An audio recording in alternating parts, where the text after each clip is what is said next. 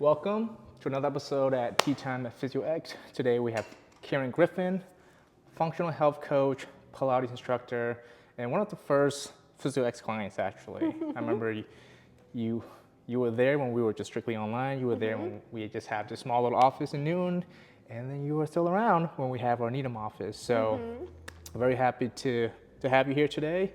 And what's the really cool thing is I remember when you were first talking about the functional health space, and I know you were getting into it, and it was around the same time I was posting on Instagram and TikTok, and you're kind of, I kind of want to do that, but for functional health.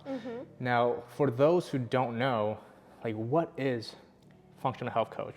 Functional health coach, so it's really kind of looking at the root cause of people's health and really trying to help people kind of get their energy back, lose weight. I run functional medicine labs to kind of dig into people's gut health, hormone health, and then from there that kind of informs the way that we go to try to get them feeling their best. So you mentioned gut health. Now, that was, when you say that, it just makes me just think back about my childhood, because my parents are just freaks about gut health. It's like, this is a weird one. I remember my mom would make me sit on a toilet, and I was like, I don't know how to go. Just like, sit on it anyways. And I do that. And then eventually I end up going, And I feel like I need to give her credit for that technique, because I've just been super regular, and she pretty much said, hey, the reason why you're healthy is because of your gut, and the reason why your gut is good is because of me. There you go mom. Thanks to our moms, yeah. So let's talk about gut health. So that's a big topic now. Big topic. It's getting more popular. Yeah, as it should.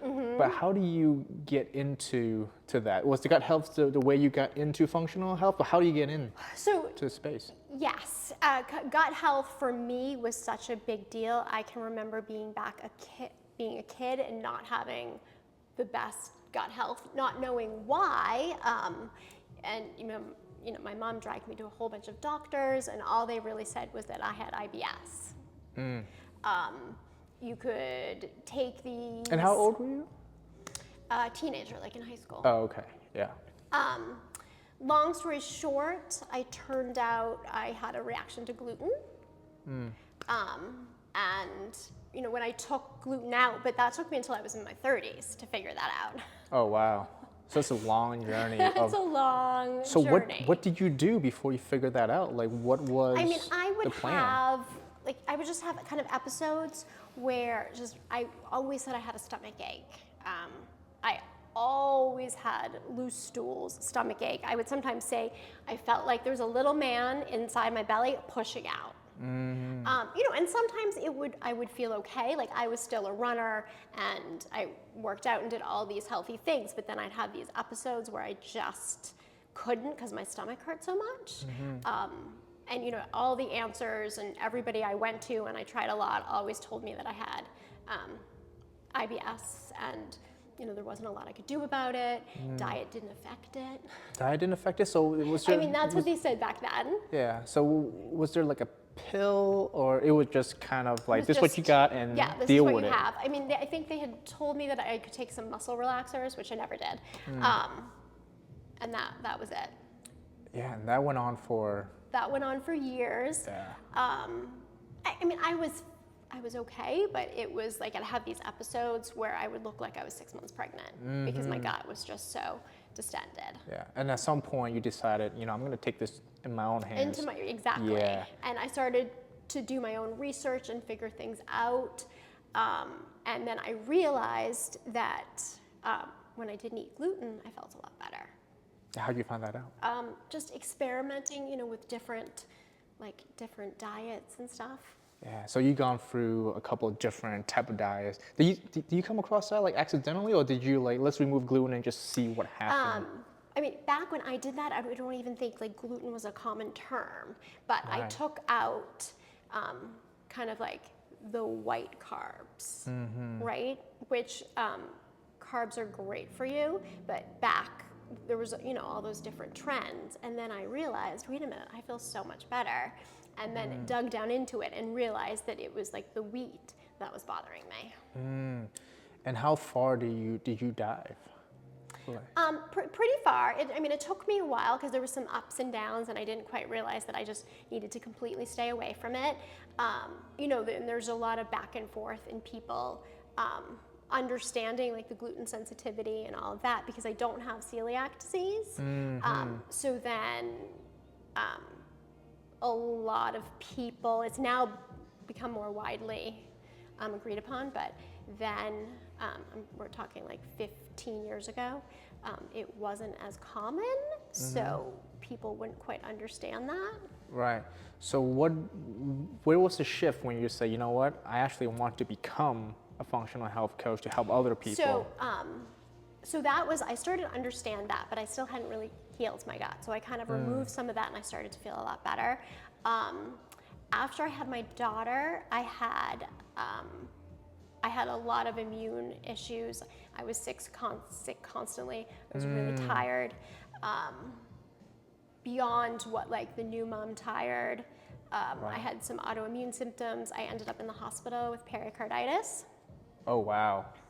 And to you, it kind of seems it came out of nowhere. Yes, and this is like anybody looking at me would have said I was healthy, I ate really well, I exercised, but I had a lot of inflammation, and then my gut wasn't fully healed.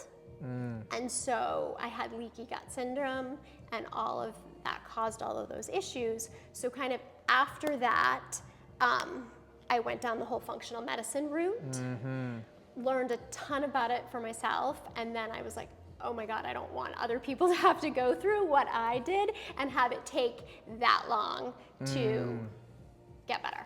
Yeah. So did you have some guidance? Like, were you seeing like a functional I went health? I went to a functional doctor. Okay. Yeah. When was that? And like, tell me about that experience, because I have never been, and I don't know anyone who has been. Just very eye-opening, and it's a different, kind of like they look at things differently. They look at the root cause of what is going on in your body versus things being a Band-Aid approach. I had always, I remember going to a regular doctor and saying, I know this is connected. Like, I keep getting sick. I'm having this strange rash. And they were like, no, that has nothing to do with it. And oh God, no, your diet has absolutely nothing to do with it. And I was like, okay, this is not true. And I know it's connected. So when somebody recommended I go see a functional doctor, it was so eye-opening, and I couldn't get enough of it. Right, because they're actually looking at you and say, you know what, I'm hearing what you're saying, and maybe we can just connect some of these dots. All the dots. Wow. And it was amazing. And then I had started thinking back to when I was younger and just some of these things, and then how much better and how much more energy I started to have. It completely eye-opening. Yeah. What was the recommendation when you see the functional doctor? Like, what did they tell you? We ran a whole bunch of tests, and we just really had to go through the whole gut healing process. And what does that look like? Because I'm so curious, and I just don't even know enough to even comprehend what's going on. So the whole gut healing process, it's the 4 R's. You've got to remove, replace, re-inoculate, and kind of repair. Okay. It takes several months, but in the scheme of things, it's not that long. Yeah, for how long you might be alive. Right, to get yourself back. And that's something I'm always trying to explain to my clients. Like, this is just a small percentage to kind of get your energy back and feel so much better. And when do you start to feel a difference? Pretty quickly, like probably after a month. Like, you slowly start to feel better. Yeah. What was like kind of the first thing you noticed that was drastically, oh, this is different? So much less bloating when I ate. I mean, I could eat a meal and not be bloated, not have like gas and all these crazy issues, like digestive system. Yeah, just feeling good after that. Now, did it affect other areas like sleep or like your physical Sleep better, fitness? physical fitness. You could just see the inflammation go down. You could see more like muscle kind of, the inflammation went down. I think my skin got clearer. I didn't have bad skin, but it looked a little bit better. Right, right. I can kind of relate to that from my own experience with acne. And it was bad to a point, we were seeing doctors, dermatologists, and it's always the same thing. Try this face wash. I'm like, you don't think I tried a face wash before? And what I came to conclusion is that it was all that sugar I was eating. And once I was able to keep that down, everything just got better. And I'm thinking, like, functional medicine, it can kind of connect those dots as well, right? Yeah, so a couple clients that had a lot of acne, and we kind of went through the whole process, taking sugar out, and then they were also on some drugs, like Accutane, things like that, can really wreak havoc on your gut. So temporarily might help, but then they cause long-term gut issues, and then when your gut is upset and out of balance, then it causes some skin issues. So like your gut, there's all these microorganisms in your gut, and most of them are working for you. Yeah. But when it's like a garden, when the weeds start to grow, then you have less of the good and they start to take over. And then that is when you start to have some unpleasant symptoms. Right. And it's just so interesting because the symptoms that you present, it's hard to even draw that connection if you're not aware of how everything is all connected. It's similar to how we look at the body, right? You have a back issue, we're looking at your feet. you know, we have a shoulder issue, we're looking at your hip. And because we can draw those connections. So it's very interesting to hear the parallel between functional medicine. Well, and I think that's why I was so drawn to your style of PT, because it's looking at the whole body, it's looking at the connection. There could be a problem on the right side that's causing the pain on the left side, and it's all interconnected, and that's kind of how I look at like people's bodies and symptoms. And the acne, the eczema, they can all come from like an imbalanced gut health. Yeah, I think the trend I'm seeing is that more and more people are starting to go into more holistic style of healthcare. I think people are just kind of tired of traditional healthcare where they just looking at your symptoms and they're trying to manage your symptoms, but not really trying to go and understand this problem any deeper to make sure that, hey, look, maybe we don't have to put you on these pills for the rest of your life. Maybe we can make these changes over here that would just make everything come back to balance. And what I figured out from my field is that if we give the body what it needs, it tends to fix itself. 100%. Yeah, and you're just doing it through the gut, and we're doing it through movement. But it's really, when it comes down to it, it's all kind of the same thing. It's all connected, all connected, and like even movement is so important to working on your gut, working on your overall health. It all comes together. You just have to give the body what it needs, and oftentimes in the beginning, like I'll have people take certain supplements.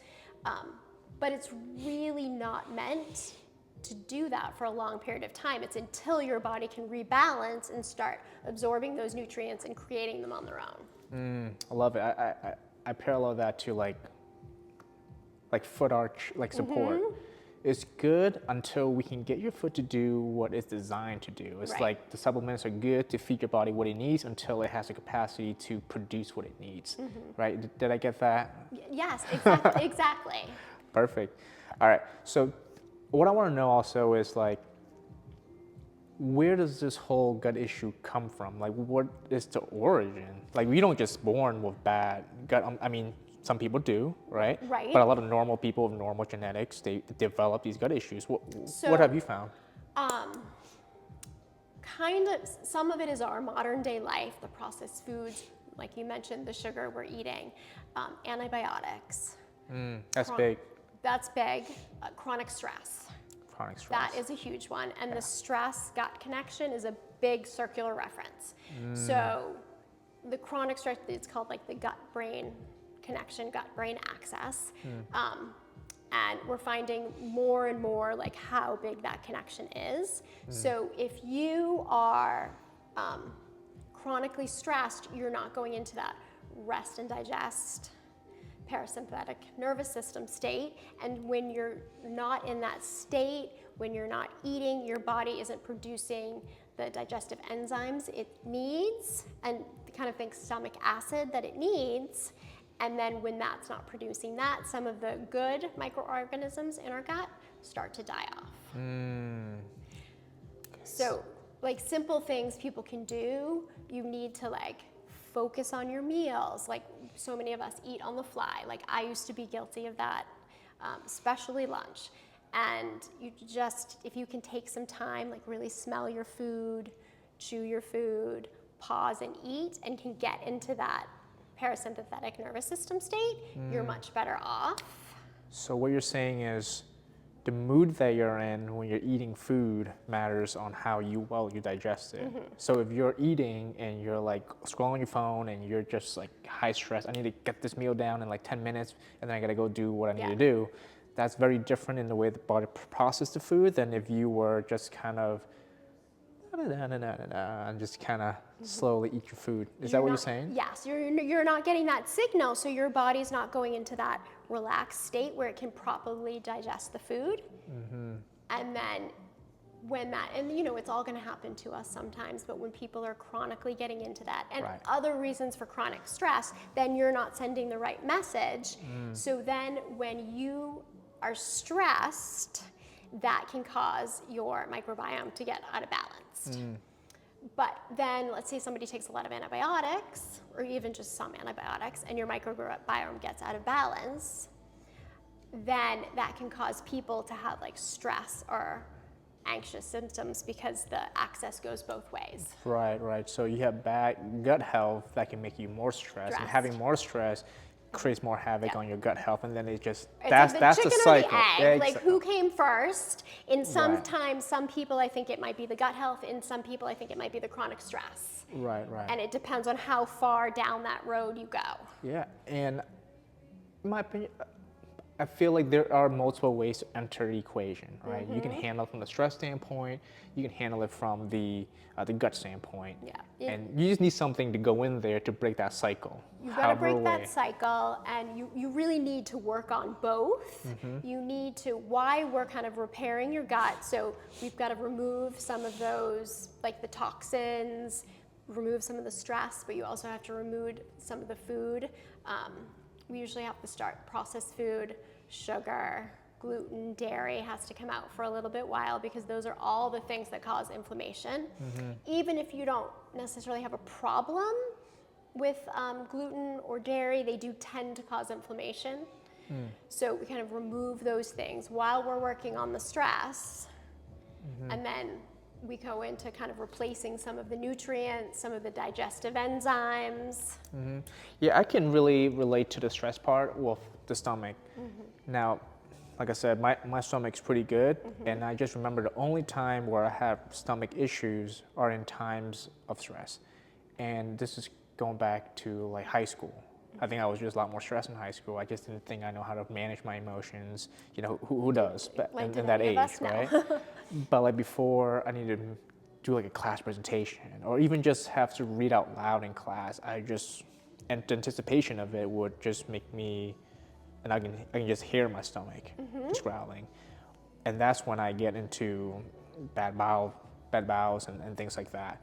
But otherwise, things are good. So that's, when you said that, it just makes so much sense. Well, stress tummy, people saying like, I have oh, is that tummy. it's like a term, stress tummy? People definitely, you hear that, people have a nervous tummy, you hear like gut instinct, like all of these things, these terms that have been around forever, but I feel like just in the last several years, people are really putting it together, and the research is really showing like 70 to 80%, there's a little dispute there, of your immune system is in your gut. And that gut-brain connection through the kind of the vagus nerve is real, and then that is why you feel so much of that in your gut. Yeah. Let's talk about the vagus nerve a little bit since you brought it up. What is the vagus nerve? It's a nerve that kind of runs up and down and connects like so many of your different systems, but connects your gut to your brain. So it really is the connection from the brain of to the sympathetic nervous system. So it can send the message, like when you're eating, that you're in rest and digest, or that you're in fight or flight. Right. Love it. Now, I want to shift gear back to the stress part for a second. Yeah. Now, when you fixed your gut health, did you find a change in your stress level or how you manage stress, or even talk about, did you find that you were really stressed Yeah. before you got all this taken care of? Yeah, walk me through that journey. So I mean, I definitely would have considered myself like a type A person. I was in a completely different field before I did this. I worked in corporate retail. Right. And I think I was constantly stressed, running on that stress. And I then just kind of crashed. What do you mean by crash? So I was running, like, all the cortisol was up really high, but my body couldn't keep running at that level. So I basically had adrenal fatigue where my adrenals couldn't keep that cortisol running, because your body's really smart and it can figure out, and it will steal from different hormones and other places to keep that going. And then you get into that point where you kind of crash and you can't keep running on that. Like tired, have you heard like tired and wired, where somebody might be really tired but they can't sleep, and there's all these different phases of where you could be in like that cortisol flowing. Right. So the nervous system goes, hey, we still gotta survive. We still gotta, Karen, we still gotta go do, close these sales or whatever it is that you gotta do in the job. So instead of using the normal mechanism of keeping that cortisol, whatever, it just found something else. It will steal from other hormones. Right, and that's when you would feel that tired but wired type feeling. And then there's like different phases of like kind of cortisol dysregulation, and then you kind of get to that phase where you're really tired. Like people talk about chronic fatigue or being just exhausted because they kind of can't keep that going, and your adrenals are right run down. So you see that a lot in people, huh?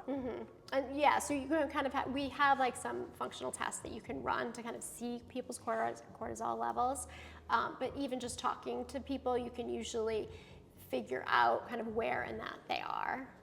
Yeah, you reminded me of a lot of people that we meet over here.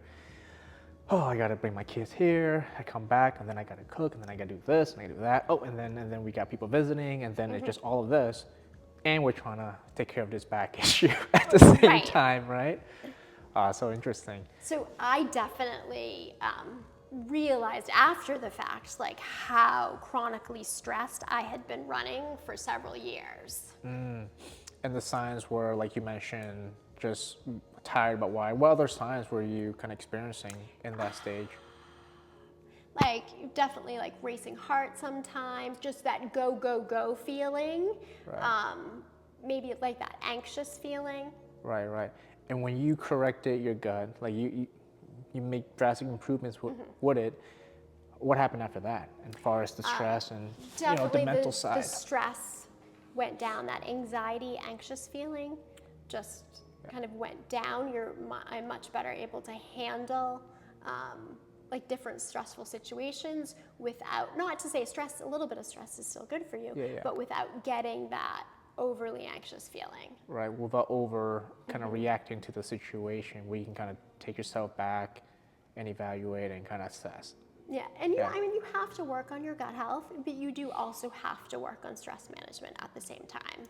Right, because if you work on your gut health, but your stress is way over here, you're going to create that cycle again. It won't work. So we usually work on that kind of both at the same time. Yeah, I love, because I think the theme of having like a calm nervous system is like the starting point for any kind of healing, whether it's a physical injury, whether it's the gut or stress. It just really need to start with that piece right there. Okay, very good. So now you're a functional health coach yourself, all right? And tell me about the experience of helping other people now. Like, what was it like to kind of get someone who came to you and like their life is this whole ball of chaos, and then you help them fix your gut? Like, Like, what was that like? I mean, it's like amazing to watch somebody not have a lot of energy and be like a ball of stress, but not have a lot of energy, and then start to realize how when they kind of work on their diet, work on their movement, work on their stress, and all of a sudden they have more energy, and like everything almost gets a little bit easier. And then you want to keep going. Right. Now you mentioned movement. Are you also giving them some kind of movement type of recommendation at the same time? Yeah, a bit of movement. I might send them out to like other people to do training or things like that, but just making sure people are moving. I mean, I think you and I, movement is a part of our life, but so many people aren't even going outside. Right. In the day. Like people are working from home, they're getting up, they're sitting at their computer, and they're not going for a walk. Well, I feel like for the gut, you should kind of shake some things up in there, right? You don't want to keep things kind of Right, so stagnant. you've got to keep moving, not to mention it helps your mental health, your like well-being, your immune system. So Yeah. Can you tell the audience just one of like a success story that you had with a client? Just kind of talk about like where you guys started, like what you guys do, and what was kind of the end result of all that. So I had a client who had got some gut issues, but then also acne, eczema, and some anxiety. And so really worked on her diet, took some things out of her diet, cleaned it up, got a lot more vegetables added in there. I like to really focus on like what we can add in, but got her eating less processed food, got her making a bit more of her own food or coming up with other alternatives for food. Went through a whole kind of some gut protocols, which we can like talk about too, how we can like fix it. But and then got her moving, getting steps in each day, and just slowly seeing her start to have more energy, and then being more excited about like eating food, having more like zest for life. And then slowly that took a little while, but having her skin clear up. So that's a big. And then that's just changing like whole outlook on life. Right. That must have been like a crazy one though. Just kind of see physically like an appearance change, because you can feel good on the inside, but when you can see it, that is a very powerful kind of like, all right, this is the work I put in, and this is like the result staring right back at me. And she had been on a fair amount of antibiotics as a kid, like constant antibiotics, and then also Accutane. And so her gut was just not in a good place. Cortisol levels were off, but we really needed to kind of get down to kind of fixing the gut, fixing the way that she ate. And then it's seeing, I guess my favorite thing is seeing when people, sometimes it is hard for people to kind of change the way they eat, but after they do it for a bit, and then you start to feel so much better, and then they get excited about it. And I think it's, your taste buds change after, I think it's like 2 to 3 days. And What? Do taste buds change after 2 or 3 days? You can get like, yeah. Like, what do you your mean? taste buds can turn over. So if you can take out the processed foods and sugar for 2 weeks, and then you go back and you eat a strawberry, and you're like, oh my God, this is so sweet. And just seeing people like actually really enjoy like good food. Right. Oh, okay. I didn't know that. So that's huge. It is huge, and I mean I can understand it. I was there. I did not always have the best diet. I love to drink my like Starbucks mochas with extra whipped cream, like so I understand. But when you can take some of that out and you go back, and then all of a sudden food tastes so much better. Yeah, I can attest to that with the sweets. Like I got rid of it. I think there was a point where like I can't not have it when it's in the room. I just gotta do it. And because naturally I'm not a bigger person, so I'll eat, I'll work out, and I don't really gain. So it's like, what's stopping me? You know, I don't really see the consequences until I realized when I took it out, all right, well, there's definitely a difference in how I feel and how things are shaping around my skin. But then when I went back after a while, it's more like, well, this is nice, but I don't have to have the whole thing, you know? And that is like the goal where we want to end up. You know, it's something, a friend of mine calls it like a sugar vacation. You might I take like it that. out. Yeah, no, I love that. You take it out for a little while, but the goal is that you can then go out and enjoy something that you love, but you're getting rid of those crazy cravings where you have to have more of it, you have to have it every day. I mean, sugar is very addictive. All the processed foods are very addictive. Everything that they're putting in some of those packaged foods, addictive chemicals, even some of the things that like we ate when we were a kid, they've changed the ingredients in them and they've made them more addictive. Really? Yeah. What? I mean, things like, not that they were ever good for us, but like goldfish, Cheez-Its. Oh, yeah, they were always kind of addictive. They were But always kind you're of saying addictive, they're worse now. and they've reformulated some of those things with things that just really are not great for you, but that are addictive. Like there's people that work at some of these food companies that like chemical scientists that are trying to find that most addictive formula to draw you in. So it is sometimes difficult to break up with those things. Yeah, it's the business strategy for them, huh? Let's make this as addictive as possible without making it illegal. And people will buy it. that's why so many people are having issues with like their gut health, digestive health, skin issues, and all of these things. And I feel like we're seeing that so much more. Yeah. So And what? I see that so much more in like the 20-somethings. The 20-somethings? Why is that? I think maybe they grew up with a lot of more of these processed foods, a lot more like chemicals just in the environment, all of that, so they were exposed to more. Yeah, I remember I used to have a bowl of whole milk cereal before I sleep every single day. Well, my parents didn't know better. They thought milk was really good, probably just more propaganda than anything else. And then I'll just have it with like Cocoa Puffs, like really, really bad stuff. And every single day, that's what I had before I went to sleep. Which is crazy now I think about it, because it's such a huge bowl. All the stuff that, like so much of the stuff that we did when we were younger. All right, so let's say someone wants to change their diet.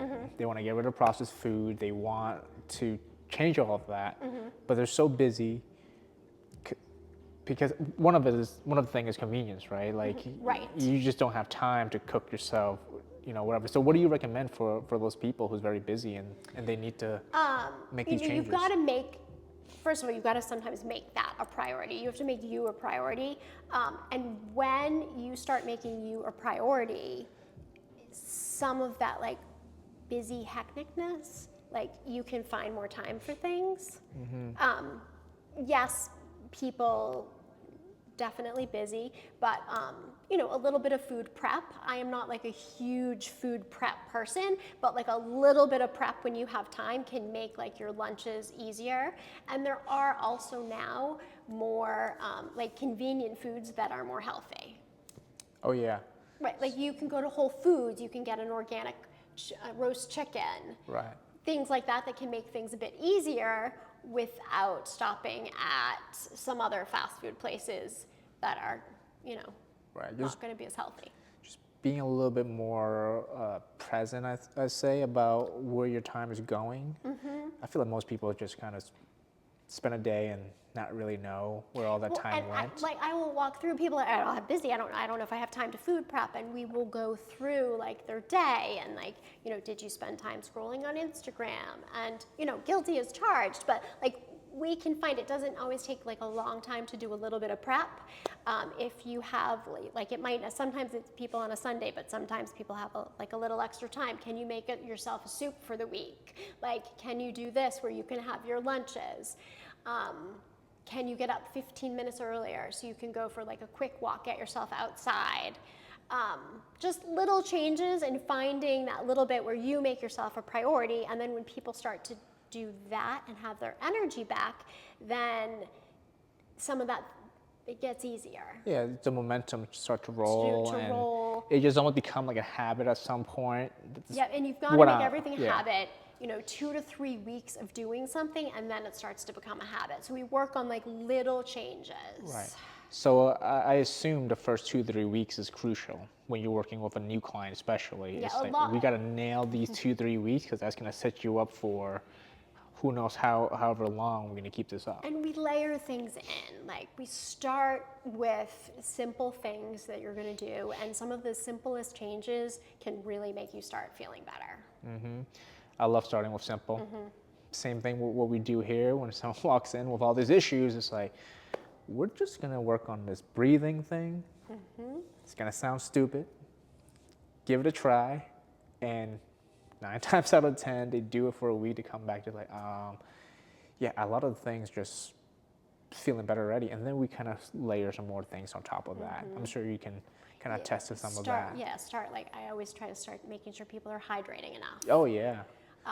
How much should people hydrate? Because I've been hearing different things. A good ballpark is half your body weight in ounces. Okay. Is a very good starting point. Now, if you're very active, you're going to do a little bit more than that. Right. But that's a good starting point. I like that one because I just hear like a gallon. And sometimes I'm like, that's a lot. Depending on the person or Right.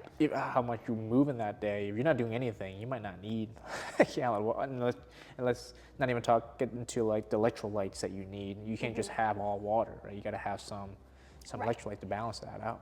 But I do like to do like natural electrolytes, so I always try to get people to start with the morning, start with a little bit of like lemon, maybe a little pinch of like a real sea salt, and drink that before you do anything else, before you have coffee, anything like that. This is bringing me back because I used to do like first thing in the morning, lemon, chug it. There was a time when I was doing apple cider vinegar. And apple cider vinegar has a lot of good benefits. Yeah, apple cider vinegar with some honey and just warm water, and I take it down. So in some ways, that was like correcting my gut, not knowing. So apple cider vinegar is kind of like a bitter, which is really good to start to get those digestive enzymes going, because a lot of people are lacking digestive enzymes. Wait, anything bitter would work? Yeah, so bitters, so I really advocate, and now we're kind of like going like this, but I really advocate, once we try to like work on the diet, adding bitter things in. So apple cider vinegar is one of them. It's an easy one for people, but things like having an arugula salad before a meal and things like that really helps to get your digestive enzymes going. I always knew there was a thing about bitter stuff that's healthy for you. I don't know why. I think it's because whenever we get sick as a kid, my mom would always make a potion, and it's always bitter. It's like tastes gross. But over the course of my life, I just started to like not care about the taste.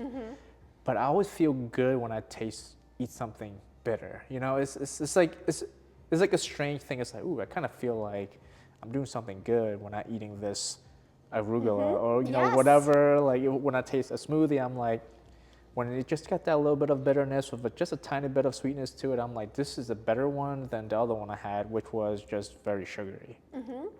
Oh, I didn't know that. I didn't know the whole bitter taste so is the so bitter good for taste, and bitter taste is kind of something that like a lot of the has kind of gone by the wayside, that wasn't incorporated into like a lot of people's diets, but it is really good to get your digestive enzymes going. And digestive enzymes, it basically the hydrochloric acid in your stomach. So if people are having trouble digesting things, they're sometimes low in those enzymes, and having bitter foods helps do that. Then there's also some like little herbal tinctures that you can have. You can also replace some digestive enzymes, and sometimes, depending how far people are, you might need to do that for a bit, but having bitters is good for you. It also helps to regulate your blood sugar.